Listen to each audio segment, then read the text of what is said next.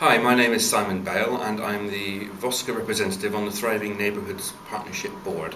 We met last Wednesday, 17th of June, with quite a busy agenda. I just want to share 4 items with you today. The first of which was an update on the Bristol's local area agreement, which, as you may know, is an ongoing agreement that Bristol has with central government to provide services and to reach targets and to basically make Bristol a better place to live. The targets on parks and green spaces were being met, and that was a good thing. And this is what's called a reward target, which means that if we reach the target, then Bristol gets some money. Another target is about people feeling they're able to influence local decision making in the city, and this isn't doing so well. We are actually below target on this, which means that if we don't reach the target, then first of all people don't feel they're able to influence local decision making, which isn't so good, but also we stand to lose £400,000. So the issue is how to reach that target, and the way that this is being measured is through the annual Quality of Life survey, which is distributed to 12,000 people across the city. One of the questions in that is, how do you feel you're able to influence local decision making? This is a random survey, and of course we can't work out necessarily how people are going to answer this, so it's important that we do find ways and case studies and examples of how people do feel that they have been able to engage in the decision making in the city, because we do influence decisions. Sometimes it's more difficult to understand how, but there is money involved in it, obviously, but also it's a good thing to be able to influence local decisions. So Voscur is going to take on some responsibility for trying to coordinate stories of how people respond to this particular part of the questionnaire, and also case studies of how people have been able to influence decisions. And other partners at the Thriving Neighbourhoods Board, we're going to do likewise and explore finding ways and hearing case studies and just reporting back on how people have felt they are able to influence local decision making. Another agenda item was about place management, which is a city council programme, piece of work.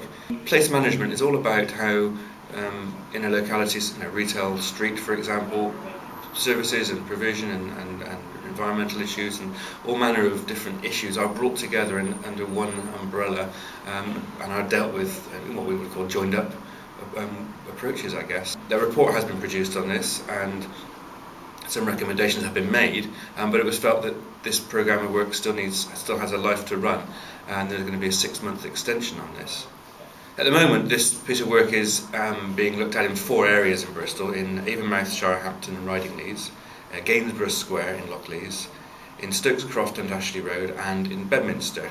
And there's various amounts of funding allocated to these areas. But this is a work in progress, and we'll be able to report back in more detail later on in the year, hopefully. But it's a good way to be looking at an area, looking at how things join together rather than doing each bit individually. So hopefully this will produce some good outcomes. Jackie Bevington from the Primary Care Trust was at the partnership meeting and presented to us a fairly involved and comprehensive report on health statistics across the Bristol area. First of all, just to say this piece of work has been done and it has some interesting aspects to it, but also to sort of give an indication of how we can take that forward. One of the stark issues that was highlighted in the report is, for example, that there's a 10-year difference in life expectancy at birth between different areas of Bristol.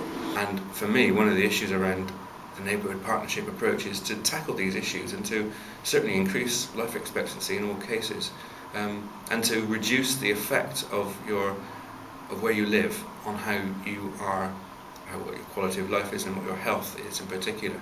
Jackie was keen to point out that they are developing a network across the city with representatives responsible for certain parts of the city, and these are coterminous, or share the same boundaries with the neighbourhood partnerships. So in your neighbourhood partnership there is, or will be very soon, a named person who is responsible for relating to the neighbourhood partnership. If you want to know who that person is, then the information is on the Voscur website. So the final thing I want to report report back to you is about what's called the Vision Group for the Thriving Neighbourhoods Board. This was set up a couple of meetings back to explore really what it's all about. And that's a bit vague, but the Thriving Neighbourhoods Board is relatively new, and we are keen to make sure that we're doing the right thing. So a subgroup was set up to explore how to, for example, work with neighbourhood partnerships that have been in existence for some time and others that are newer, how we link those two different sort of structures together, because things have grown up in different ways across the city. We met a couple of times and have made some good advances, but in the meantime we've discovered that a consultant has been appointed by Bristol City Council to do a similar thing, which we're thinking, okay, well, let that person do that piece of work, and when they report back we will be able to take that on board, rather than run around ourselves trying to organise meetings and get this piece of work done. The next meeting of the Thriving Neighbourhoods Board is the 15th of July.